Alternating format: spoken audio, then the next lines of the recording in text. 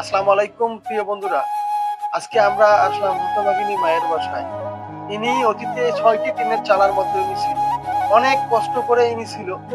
তো আমরা এসে দেখার পরে এনার জন্য একটি ঘরের বরাদ্দ করে দেই। অবশেষে এই ঘরটি আমরা উত্তোলন করতে সক্ষম হই। এই ঘরটি নির্মাণ ব্যয় হচ্ছে ৬২,৪০০ টাকা। তো এনার সঙ্গে একটু কথা বলবো। আসসালামু আলাইকুম। ওয়ালাইকুম আসসালাম। আপনার নাম কি? মেরিন।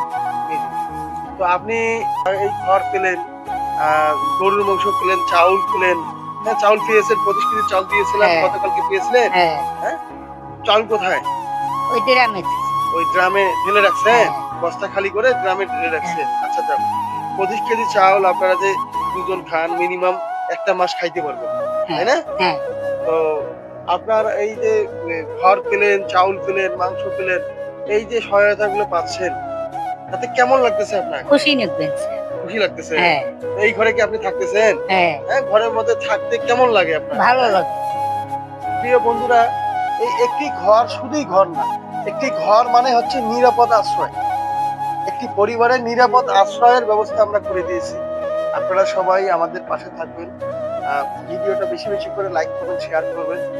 আরো ১০ জন মানুষকে দেখার সুযোগ করবেন।